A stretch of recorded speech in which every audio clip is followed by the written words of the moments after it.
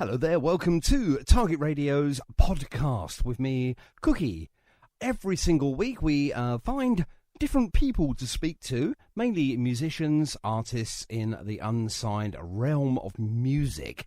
And what we do, we have a chat with them, find out a little bit more about them, and obviously explore their music. Now, if you are listening to this on iTunes, please, if you get a chance, give us a 5-star rating if you can. And please make sure you put some comments in there as well. If we're doing something right, that's great. But if we're not doing something as good and you think we could do something better, then please do leave us a message. Let us know. And if you want anything else in the podcast, again, let us know in the comments box. That will be brilliant. Okay, stay tuned then. Today we've got a brilliant artist. Have a listen to this. Hello, hello, and welcome to the show. Hello, hello, hello, hello, hello, hello, hello, hello, hello, hello, hello, hello, welcome to the show. So let's have fun. Dear God in heaven, please let this show go okay, with no major boobs or goofs, or is it goofs? Please don't let me tread all over the intros of records or say a naughty word. Now, for those of you watching in black and white, this one is in Technicolor. 5, 4, 3, 2, 1. Welcome to the Cookie Show. With Andy Topp-Walker. Is not suitable for children or for those of you who may have a nervous disposition. Good people, it is my pleasure to present to you the one and only...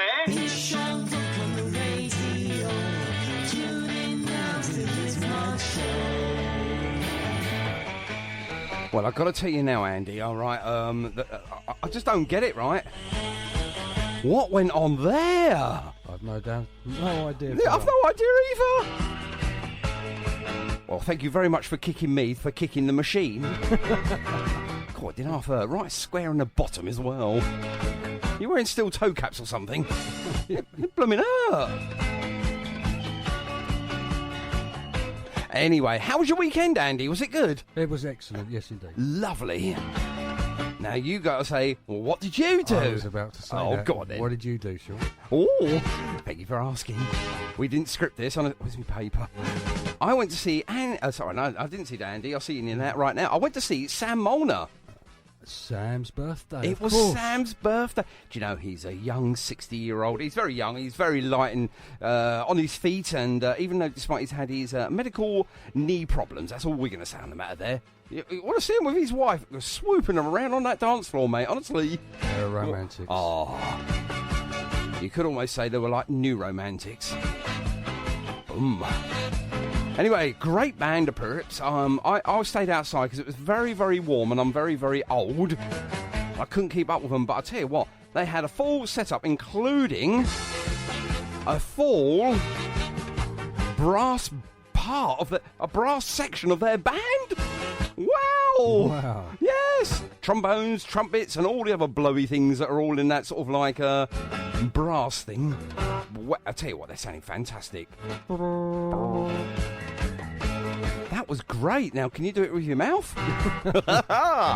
Anyway, we're going to skip the birthdays tonight, but we might give a little mention as we go through. So, unfortunately, my daughter with her brand new hairstyle looks lovely, by the way, doesn't it? She does look gorgeous. Do you know what she's done? I'll tell you what, I'm going to tell you after we play The Who. A live version, I think, of The Who, and I'm One. And after that, we'll tell you what my daughter done with her hair. The hair that got cut off, that is. So I thought it was rather good. Anyway, we are celebrating 40 glorious years of quadrophenia. Yeah, go on, count them. And by the time you've counted them, we'll be back.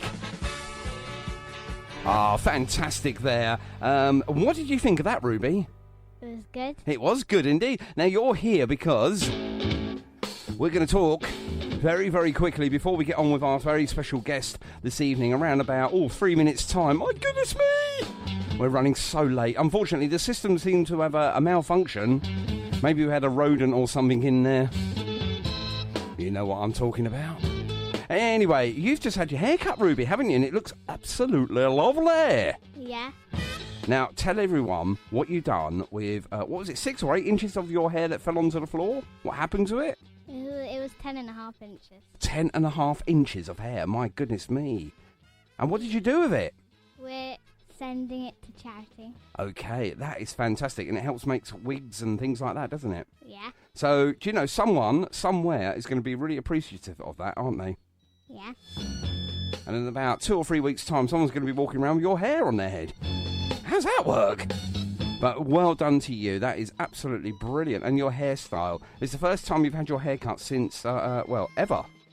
Well, when I was a baby, but then... No, you didn't have your hair cut at all when you was a baby. You had little bits and pieces off, just a trim here and there. But this is your first proper major haircut, isn't it?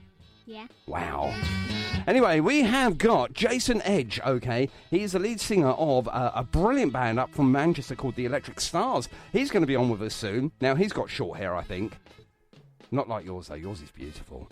But he's got great sunglasses. I hope he's going to wear them tonight. It's great for the radio. Okay, so we're going to do a quick birthday shout-out for all the people celebrating their birthdays today, then. So we're going to start off with everyone that is associated with Target Radio. Go. Rosina Shirley. Happy birthday to you, Rosina. Mark Jones. Happy birthday, Mark. Tot Taylor. Tot Taylor, hello, good evening, and happy birthday. Michael Hambussy. Yeah, him. Okay. And next? Paul Gardner. Well done. And a couple more then. We've got... Derek John Dummer. Yes, indeed. Happy birthday to you, Derek. And... Glenn Wilson. Glenn Wilson, happy birthday. And finally for today... Chris Stock. It's your birthday today, 56. And Julia Cass is having her birthday this week, and she just wanted to say she loved the Who track I've just played there, and it's her birthday this week as well. And guess what? It's her last year of being... 40. 40! Oh, honestly, it's all right. It goes okay. Honestly, it really does. Right, let's play one more, then we're going to get on and talk to the brilliant man himself. The man behind this one, actually. I think he's tired of waiting for us.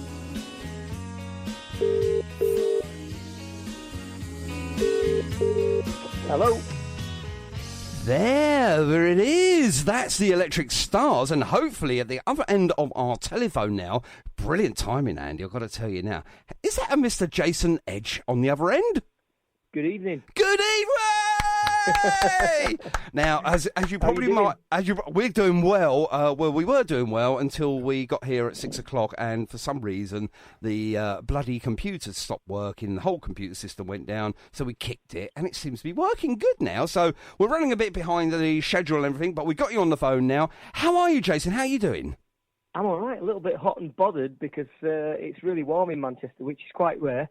Wow. We don't often get sunshine, but we've got it in abundance today. There we go. A good reason for you then to put the sunglasses on. Sunglasses are always on. There we go. I know. I just had to get the pun in there. Even in bed, the sunglasses are on.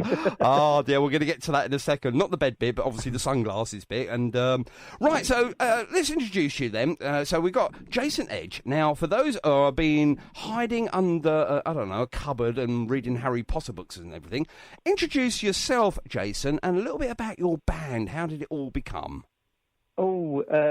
You're taking me back now. Okay, yeah, we're a Manchester band at the moment. We're five-piece. And I think it was about 2011 when the Electric Stars first sort of kicked off. Some of us had been around for a while. Myself and Keith had played in bands before. Yeah. We'd known Andy for a while, but he was in different bands. Johnny, we'd never known. And Damien at that time, again, we didn't know him either. But basically, it was an idea to start a band that was inspired by our record collections. Oh, right, okay. We were all sick of being in bands where, you're in a band and like three of you like the same thing, and then there's one guy who likes heavy metal, or there's one guy who likes extreme funk fusion or whatever. There's so many different genres of music now. It gets confusing, doesn't it? Yeah, what have we got in our record collections that we all like?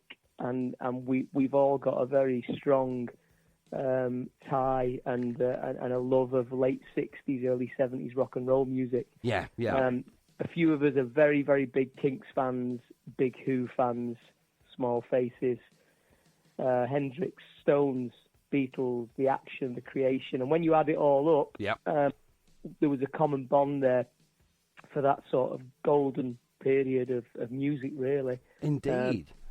We're all very big fans of soul and rhythm and blues, but real rhythm and blues, not what is, put Yeah, out I know where today. you're going with that. Yeah, definitely. The original R&B sound that you have. Something that's rootsy and from the heart. So we're big fans of all the black music from that period. Obviously Motown, but what turned into Stax and Philly and so on as well, going into the 70s. So all the good stuff really, and that was the essence of what the Electric Stars were going to be about. And then we went into the studio and we kind of twisted the whole thing on its head. We didn't do a gig because we didn't have a band. The band wasn't formed. So we went into the studio and began work on what became Sonic Candy Soul before we had a full band. And then when the album was finished, we then went looking for the rest of the musicians to make up the band, gave the band a name, and went knocking on doors, and we bumped into Dizzy at Detour, and he said, look, I like this, I'll put it out. Do you guys do any gigs? And we went, well, not yet, no. No. Don't say that word. My goodness me.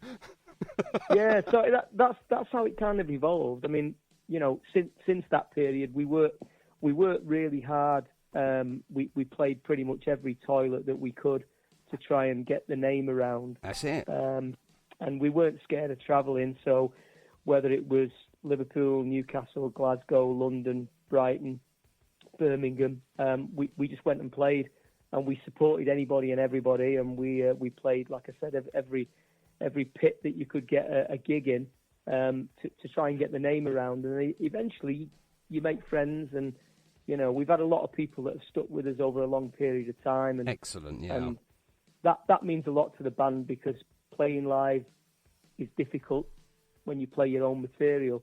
Well, that's it, yeah. I mean, obviously, there's so many cover bands out there. And no disrespect to any cover band out there, because they do a brilliant job. And obviously, they're playing the music that you and I have heard of before. And we get up and we sort of, we do sort of strange things on dance floors and stuff. Mine's only just going to get a drink and people think I'm dancing badly, but never mind. But, sometimes music has to evolve. And the Electric Stars have done that. You've sort of brought elements. I've heard quite a lot of your music. And like you say, I mean, obviously, you've mentioned the Kinks and the Small Faces, to name a couple, but you brought that over into like today's music. You brought that sound along with you, but obviously you put your own mark on it, which I find very, very clever. And for me, it's a good idea.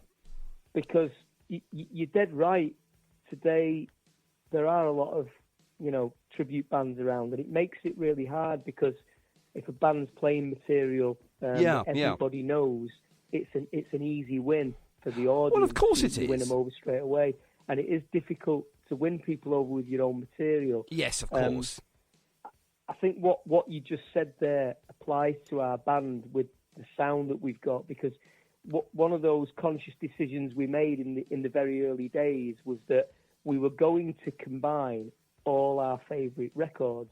But our favourite records are not just 5 or 6 bands. No. I mean, we're big fans of the Stones, but by the same rule, we love the Doors, we love the Velvet Underground. Oh. Jimi Hendrix is a big influence. Mark Bolan, Yes. David Bowie, Oh. the MP5. Oh. And even further afield, we like bands like Blondie.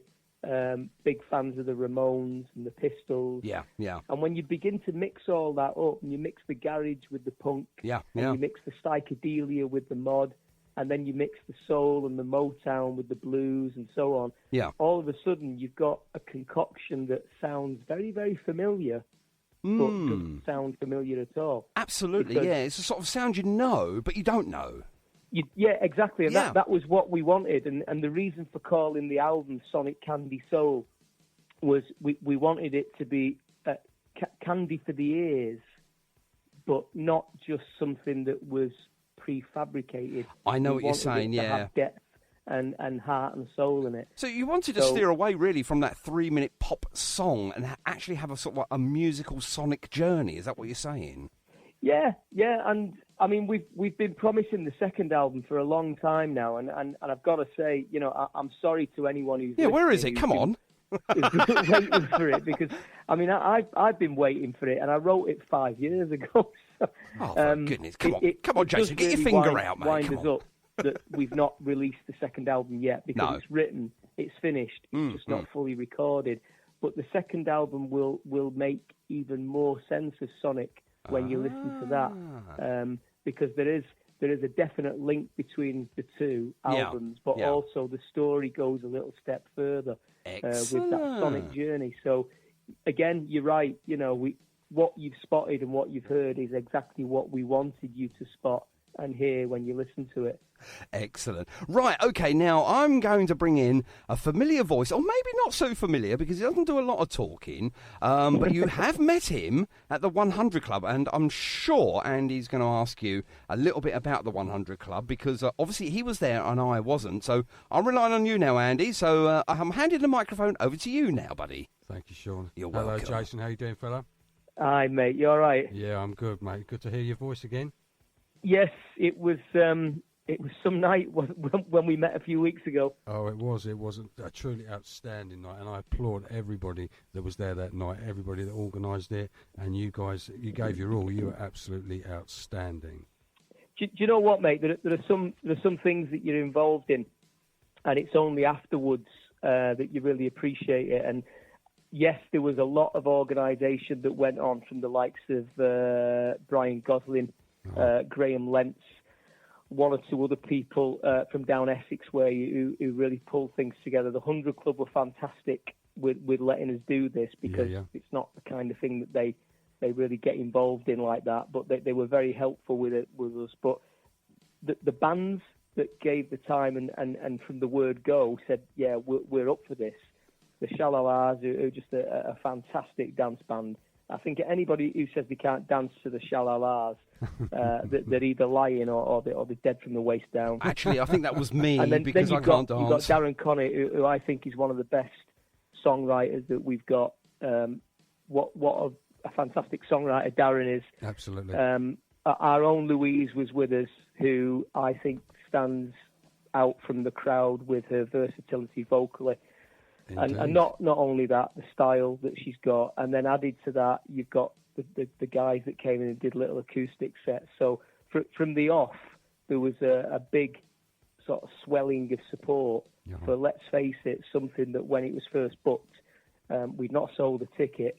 We didn't know whether it was going to work at all, and we just chucked caution to the wind and said, let's do this and see if we can sell 60, 70, 80 tickets and see what happens. So, yeah, totally blown away, and still pinching myself from the event. It's still being talked about, and you certainly sold more than that. Indeed. It was full, wasn't it? It was jam-packed. What was it actually for, though? What was the actual event for?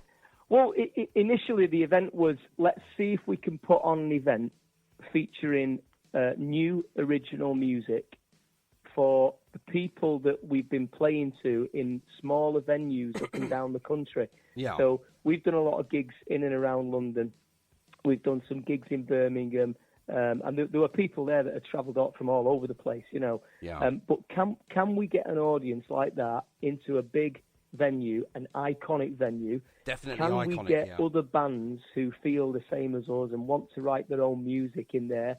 And can we put on a show that is eclectic and more of a sort of an extravaganza? That was the initial idea. Yeah. And then it grew and it grew and it grew. And Brian does a lot of work for the Samaritans. So he said, listen, I've got an idea. I want to do this as well. And we said, well, why not? If we're all going to get together, let's raise some money. And then Lency came on board and he said, if you're going to do something like this, you've got to crack the whip. And he knows how to crack the whip. So the whole thing just started to morph into this huge thing. And we'd still only sold about 20 tickets at this point. And then I don't know where the momentum came from, but something happened and it just started to grow and grow. and then by the time we got to the night itself, you couldn't move. No, it's packed out. Well, I saw some pictures, and obviously Andy told me a lot about the actual 100. I've been to 100 Club a couple of times myself. It is iconic, as you say. I know Andy's still kicking himself. You know what I'm going to mention now, don't you, Andy? Go on.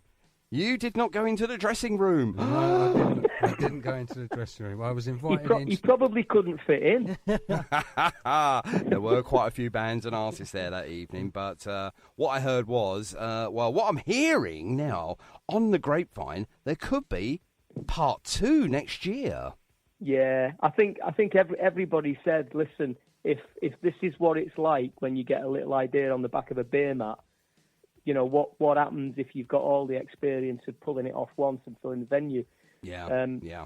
So it looks like, and Brian is the main instigator here, because he's the man that really did put so much effort into it, you know. He's the man that's going to be behind it, and I just hope 12 months from now we're talking about Stop Go Go Go 2 being just as successful as the first one, you know. Absolutely. I've got no idea what it's going to be. I know that initially it came on the back of a load of people saying, do it again.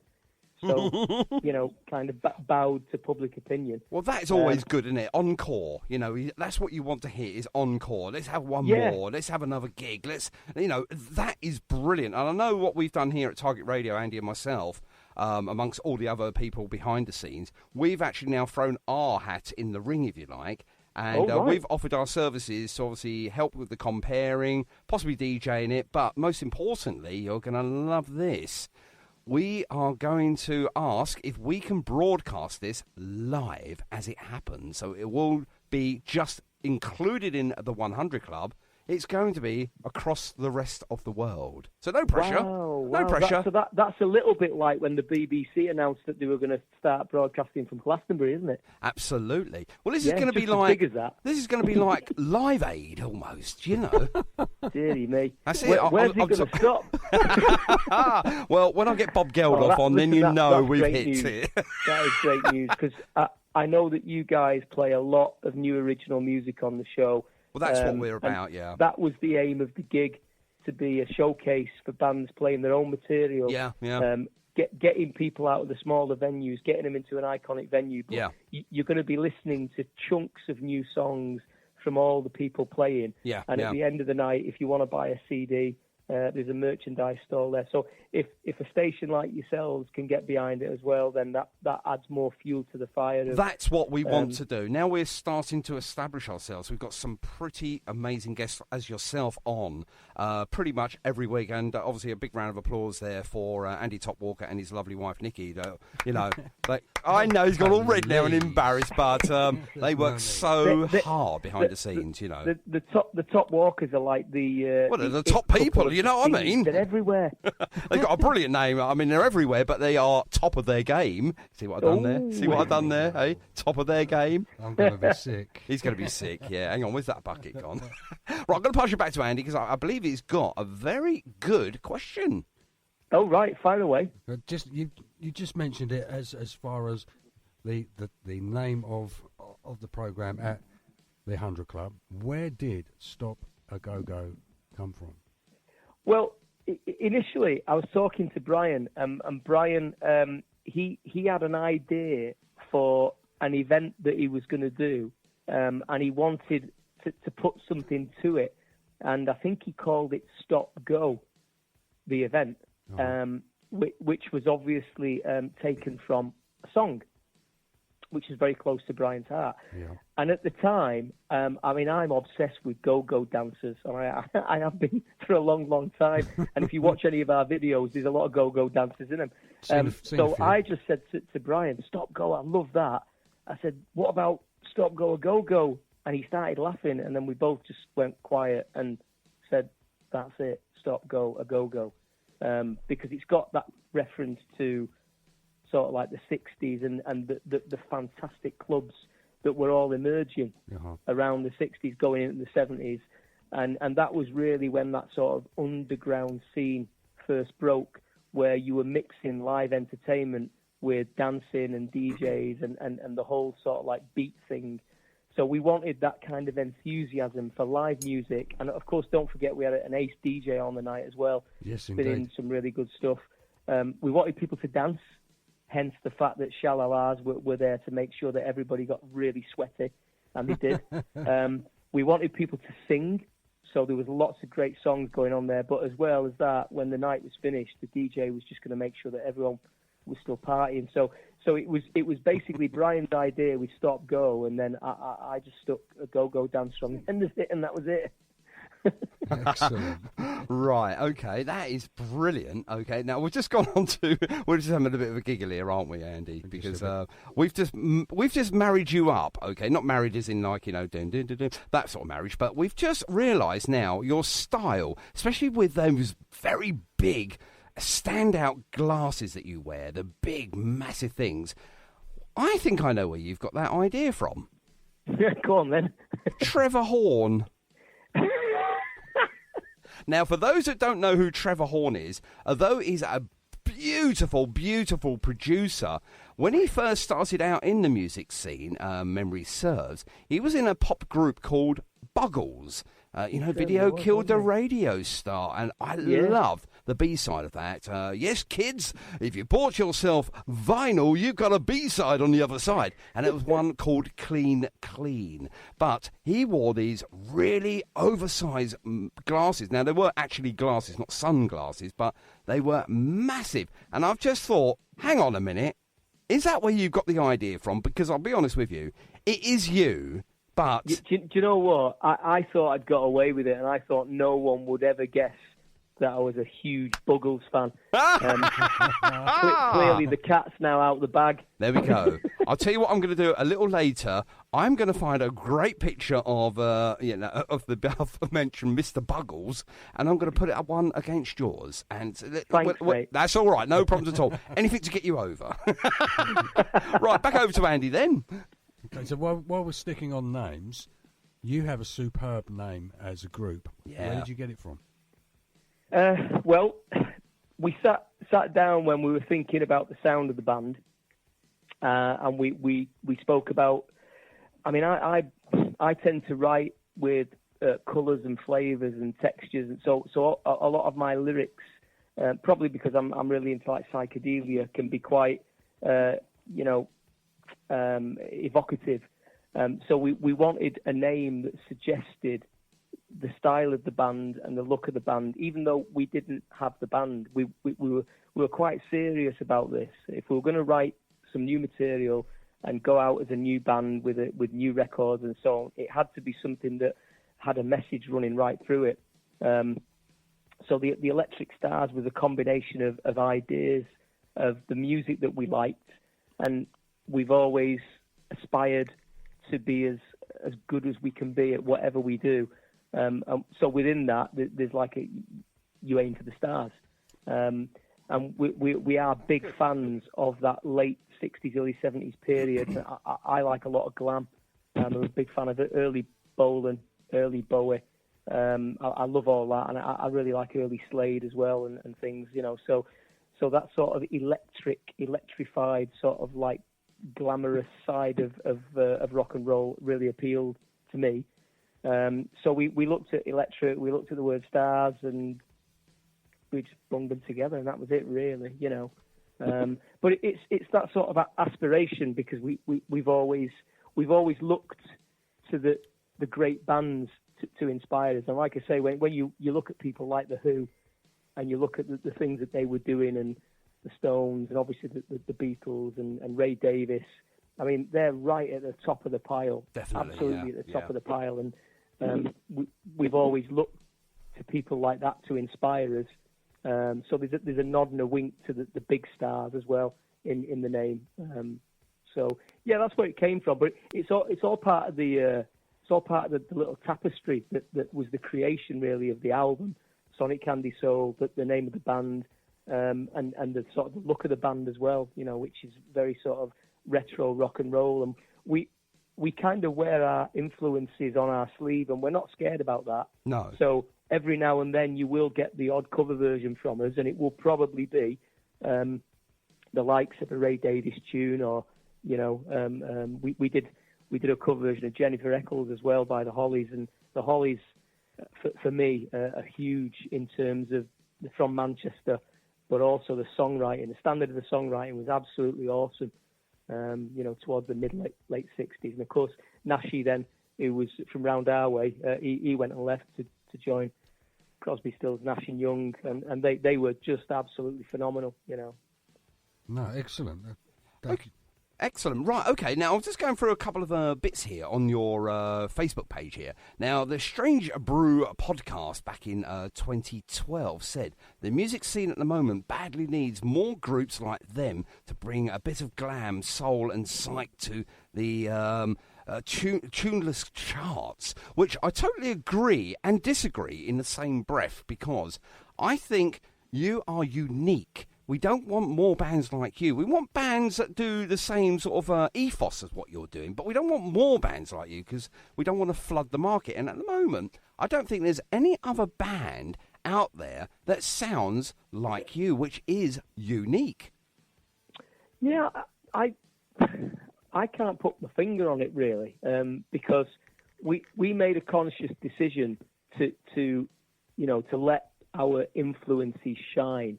Yeah. And we're very, very partial towards that period, late 60s, early 70s, to such an extent that, I would argue the toss and stand nose to nose with anyone in the car park and say that period of time, that 10-year period, late 60s going through to mid 70s, was probably the best period of music ever. It was definitely cross section of styles. Yeah, absolutely.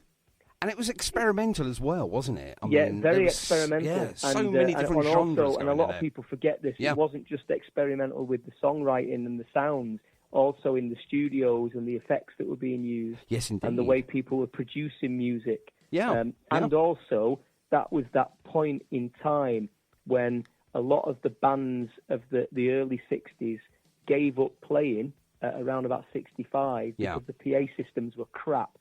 But by the time you got to 68, 69, they'd gone out on the road again because technology had given them these bigger PA systems. And all of a sudden, the Stones are doing a world tour with a wonderful sound system, followed swiftly by the likes of Led Zeppelin are out. And then you've got The Who, who are just breaking people's ears with what they did. And they were also stealing, Bleeds, and so on. And they were also stealing PA amps from Jim Marshall up in Hamwell as well. I know that for a fact, yeah. I've been in that shop before they closed it down. At a period of time, I can't understand why more people haven't tapped into it for not only inspiration, but also for that spirit, because the spirit of the time was a spirit of nothing. No one cared because there was no rules. No, and literally, that's right. if you wanted to dress up in something that was totally against the grain, no one stopped you. No one cared. Indeed. And there was literally there were garage bands that were sounding more punky than the punk that came 10 years later. That's true as well. Yeah. Yeah, the way music was morphing, the combination of American sounds and English sounds. And if you listen to The Who in particular, who had a very, very English sound, and you listen to the way they changed over what is about a 2 to 3 year period, their sound literally overnight just morphed, Yeah. So it was a wonderful period, and I don't know why more bands haven't sort of looked at it for inspiration, but... don't give away all your secrets, though, Jason, okay? Because obviously this is what makes you and your band unique and out there, I mean, you are loved by literally thousands of people. People like your music because it's reminiscent of that period of time, but you've brought it into today's music as well, which is obviously, to paraphrase, is what we are really seriously lacking at the moment, is some original ideas brought with us from the 60s and 70s music, but you just put your own twist on it, which is absolutely fantastic. Now, I've gone onto your webpage now, and for those that love a webpage, it's all the W's, theelectricstars.com, and then /home. Now, the front page of this, you are holding two, what I can say really, sort of fireworks. They're like torches, and they are flaming, and what a brilliant picture. But is this what you do on stage? It's brilliant. I did it once. We played a festival a couple of years ago, and it was down. In fact, it wasn't too far away from your good selves. It was down at Worthing. Right. Yep. Music Mania. Yep.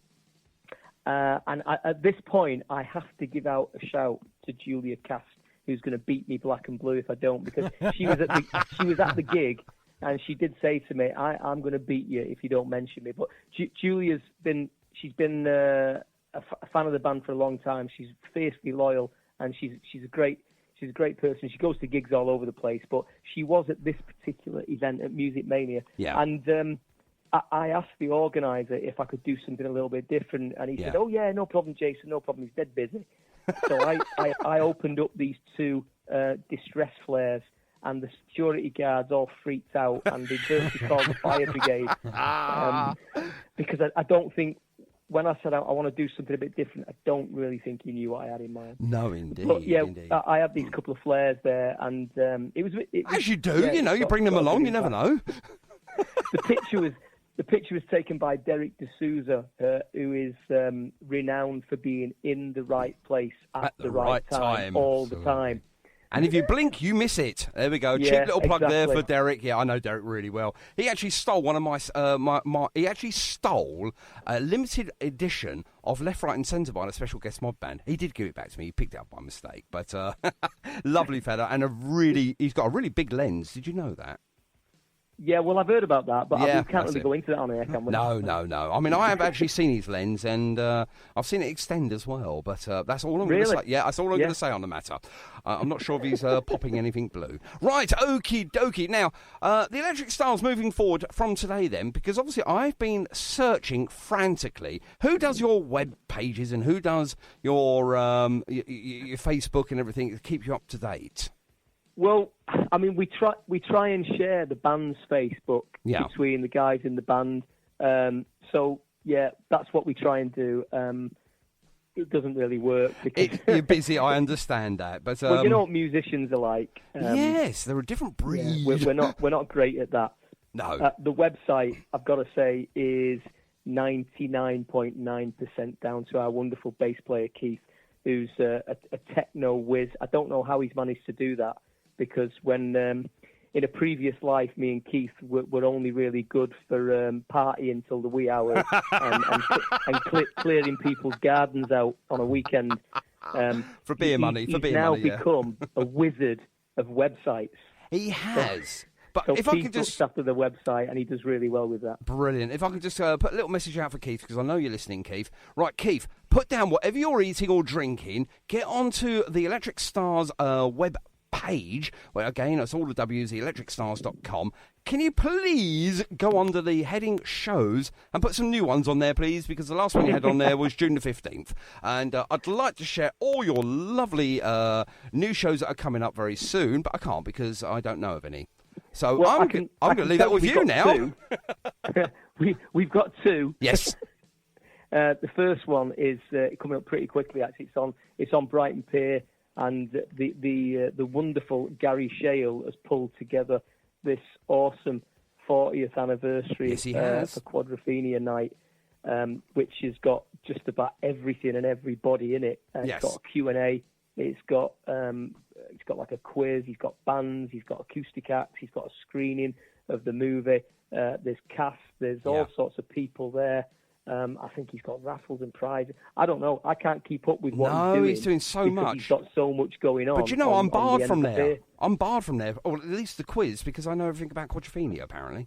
So he's barred me. I'm not allowed to go there, so that's enough about that. But you're going to be on in the pub there and playing. You know now that they've actually banned flares. You're not allowed to have the flares. Yeah, I might not be able to use the distress flares, but I might have a nice pair of cord flares. I see where you're going with this. Yeah. Okay. And your second gig then? Well, we've got the Gaz Hetman, who's based up in Blackpool. He does like a Christmas mod ball, which I believe last year was sold out. So fantastic. No pressure this year because we're headlining that.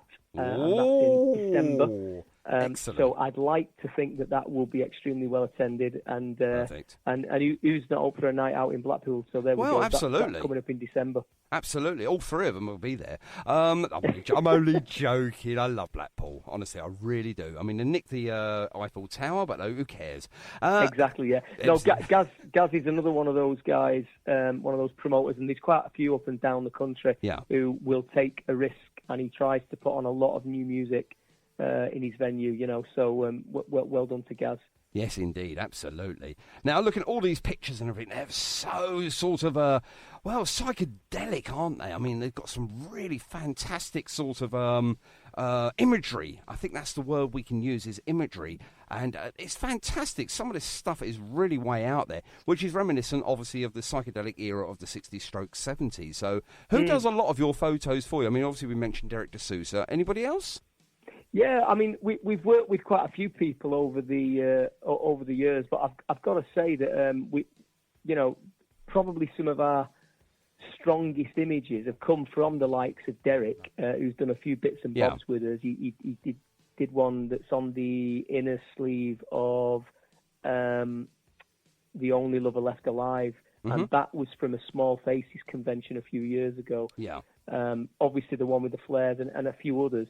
But at the last gig at the 100 Club, we met a guy called Tom Gold, and Tom's been touring with the Stones for many years. Yeah. And he's done some absolutely wonderful photography.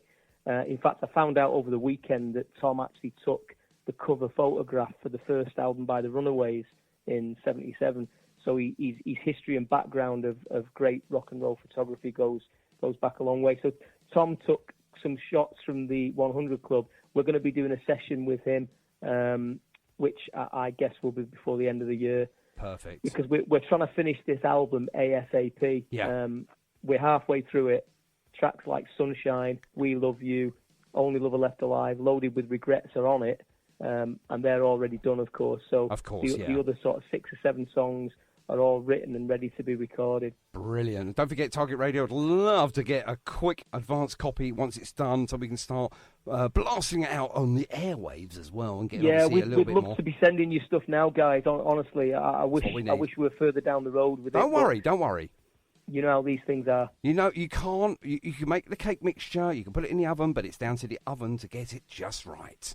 Damn right, mate. There we go. What an analogy that was. Now, I'm going to pass you back to Andy, because I talk a lot. And now, are you going to come out with one of your crazy questions now about food and going down the pub with famous or non-famous or dead or alive people? Are you going to do one of those? Do you like those, do you? I love those, because I just love watching them or listening to them sweat. So back to Andy. I hadn't really got one prepared, but how about this one? You're shipwrecked. You're shipwrecked. Where'd you get that one from? You're shipwrecked on an island and you can only have 3 things with you. What would they be? Oh, where'd you get that from? I don't know. I think he's on about the flares again. I hadn't even thought about it. Sean's just put me on the spot, and I thought, well, there we go. Right. I'm on the spot. Okay.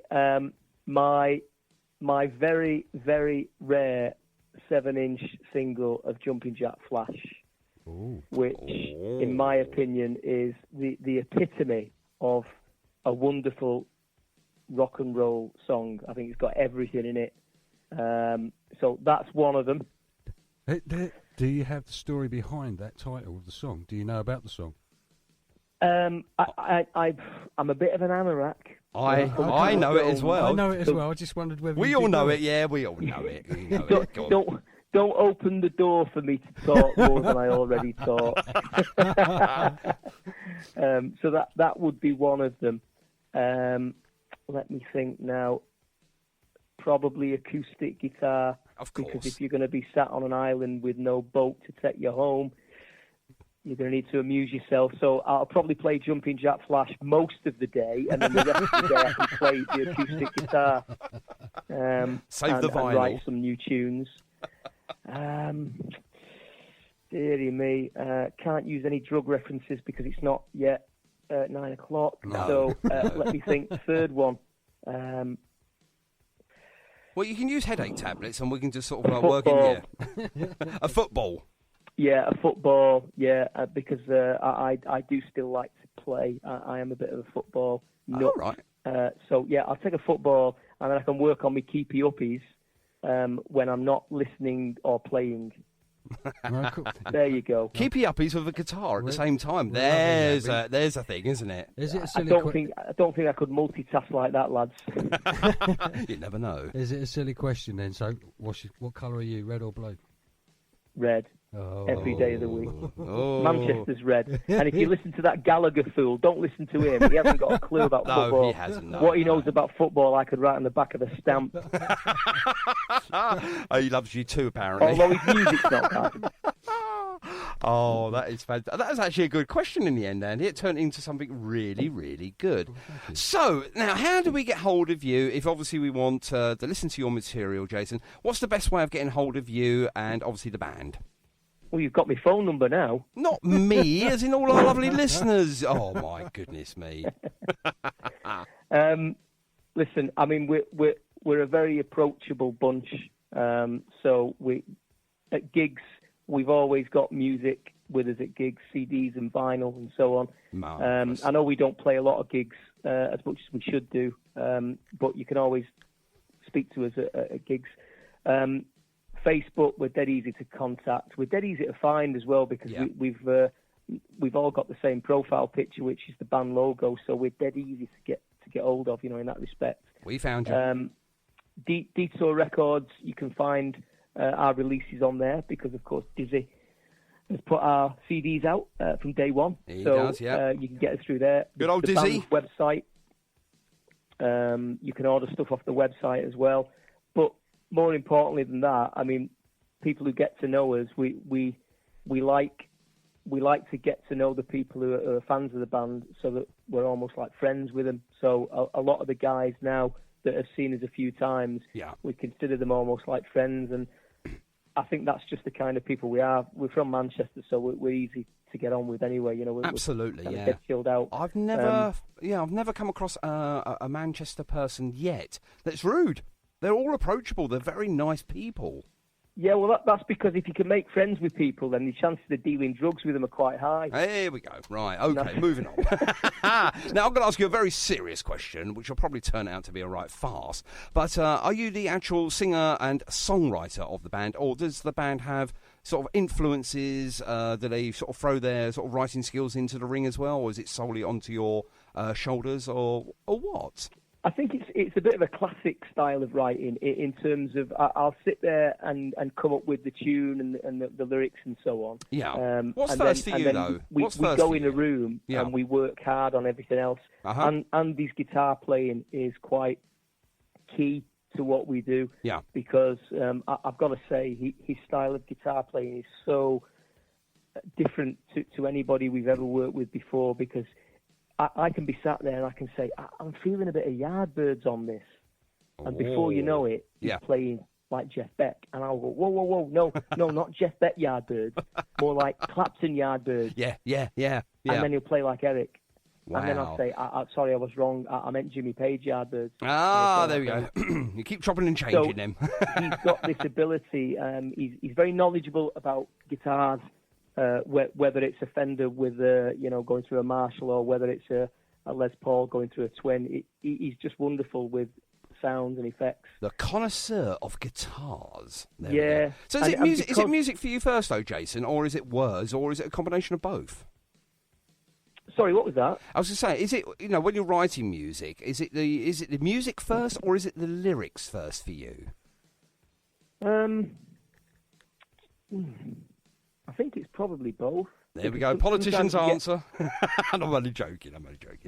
You just get an idea. Yeah. And the idea might be a melody, or it might be a line or a word, or sometimes it's just a word. Yeah. And the word takes you somewhere else. You know. Yeah. On this incredible journey, as you quite rightly said right at the beginning. Yeah. You just got to be open-minded, because if you give yourself like rules and a format, you can end up being quite samey and derivative. But try not to do that. And often when we're writing something, we'll say that's where the middle eight would normally go. Well, we'll not put it there. We'll not have one. We'll have a longer ending or whatever. So you try your best to be a little bit open-minded. And again, that period that influences us, was a very creative period. So that probably makes us, with our sounds and our sort of songwriting, try and push ourselves a little bit to not make it as formula as it might be, you know. Okie dokie. Right, and one last question before we let you go and have your tea. You call it a tea up there, don't you? You don't call it dinner like we do down here. Tea up here. There we go. Right, we've got to find where that divide is, by the way. We're trying. I think it's Watford, but we're not quite sure. Now, you mentioned, obviously, you're going to be playing at Christmas time in Blackpool. Now, like the Transmitters, they've released a couple of Christmassy tunes. Are you going to do that? With the words Christmas in there, I mean, that's what I'm trying to say. I don't know. To be honest, never thought about it. Because a lot of these bands, obviously, obviously your sort of like go-to influences, with obviously the Stones that you mentioned, and obviously the Small Faces, the Who, the Kinks, etc. I don't think any of them really had a sort of a Christmassy song. I know the Kinks had one, but I don't think it was ever released. And I know in Tommy the word Christmas is actually mentioned, but not really a Christmassy tune. And I know the Transmitters did one virtually every year, didn't they? For the first sort of 5, maybe even 6 years. I know they did it a lot, but it wasn't really for the serious musicians. So I can't imagine Marriott thinking about that, or Jagger and Richards too much. But I don't know. I mean, I'm not opposed to anything. We don't really have any sort of like things what we say, well, we're never going to do that, because never say never. No, indeed. However, you've got to be careful, because it can sound a bit twee, can't it? I don't know. Okay, right. Well, I'm going to do something right now. Bear with me 1 second. I'm just playing around here. Right, here we go. Right, you're going to love this. Stay cool here, brother.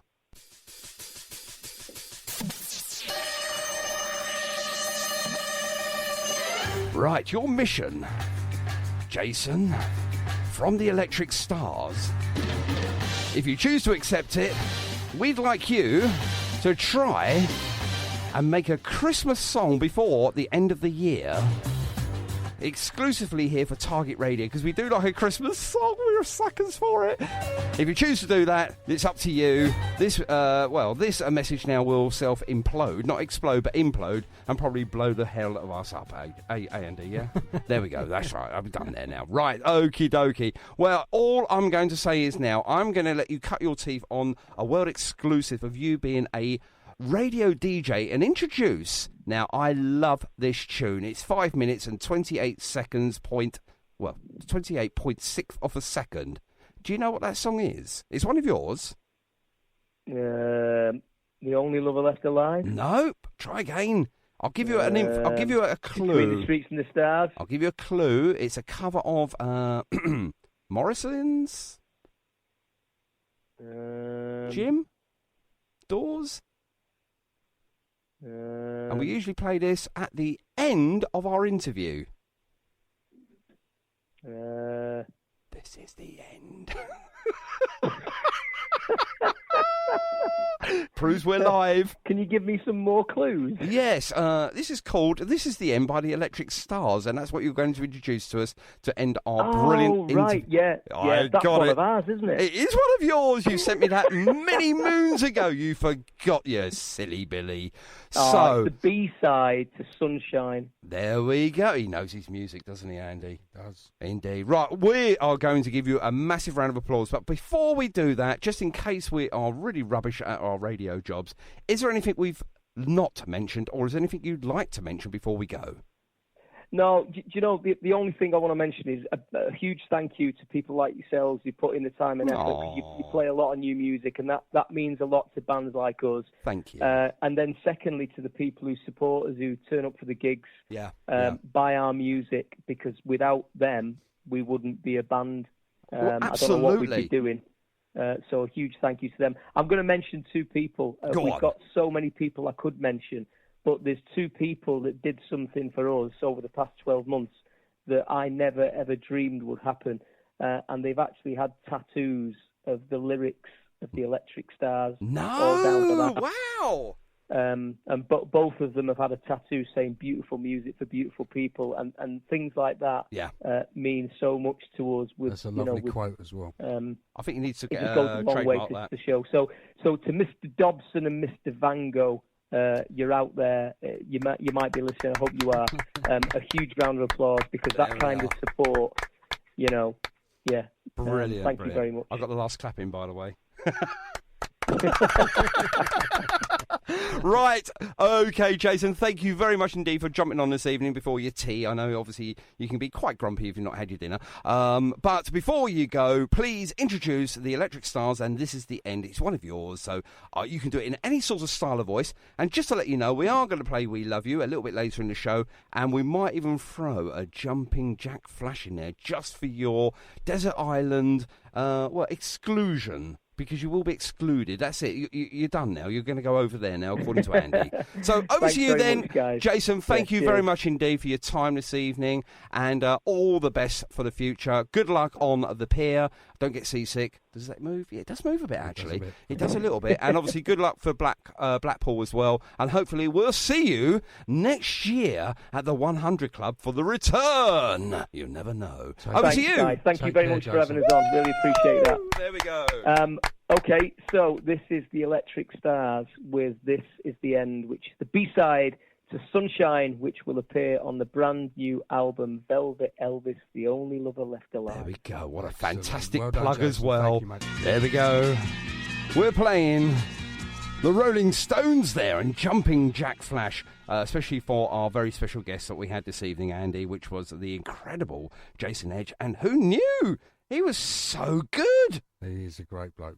He really, really is. And it's true what he said about music. I mean, obviously, there's so much, shall we say, cover people out there, cover bands and artists and everything. It is refreshing to have something completely different. Absolutely. So, yeah, really, really enjoyed our conversation. So if you want to hop on and talk to Andy and myself here on Target Radio, please get in touch with us here at Target Radio. The email address is probably the best one, which is targetradioonline@gmail.com. Give us a brief intro of who you are, what you do, a little bit about your band, or indeed, if you're a solo artist, a bit about you. You can be signed or unsigned, it doesn't matter. And if you fancy having a chinwag with both of us, asking you very, very serious questions about desert islands and things like that, you're more than welcome to jump on. Don't forget, next week we've got CJs, haven't we? We have indeed. I'm looking forward to this one. Absolutely. I wonder if he's got his bass player yet, because I think he's nearly there, isn't he? Almost. So we're looking forward to CJs next week. Don't forget, Target Radio has his own podcast channel now. You can check us out on iTunes. Please give us a 5-star rating. Go on, I know you want to. It really does help with the future of Target Radio. And of course, there are some adverts in there as well. I have no control over the adverts, but it does really help us in what we do, because we do it for nothing. We do it because we love to do it. And most importantly, we get enjoyment out of it, don't we, Andy? We do. We do. Ah, that's great for Julia Cast there. The Electric Stars and Jason Edge, who was on our show this evening. If you missed it, it will be on around a Friday, the whole show again. Apart from the first 21 minutes, because the system was knackered. A bit like us, really handy. Oh, dear. So we thought we'd give you a few more tunes a little bit later than scheduled. Yeah, we're supposed to finish at 8 o'clock, and we've just gone past the 8 o'clock deadline. But what the hey. Thanks again to Jason Edge for joining us this evening, just before he had his tea. Thank you, Jason. Yeah, what a fantastic guy, eh? Absolutely brilliant. And I'm talking about fantastic guys. We're going on to a fantastic girl now. And this is going to be the last one from me, so we're going to say goodbye. We'll see you next Monday. Don't forget, you've got CJ's live on the telephone somewhere in the deepest, darkest parts of Essex. That should be an interesting conversation. Last time I spoke to CJ's, I said, so what do you do for a living then, apart from obviously being a musician? Painter and decorator. He's not a painter and decorator anymore? No, he's not. We're going to find out a bit more about him next week here on the show. So I'm going to leave it to you, Andy, to finish off the show. You've got one more song you'd like us to play, and who's it for? It's actually for my good lady wife, Nikki, and because we couldn't start the show with it, we're going to finish with it. And this is for you, babe.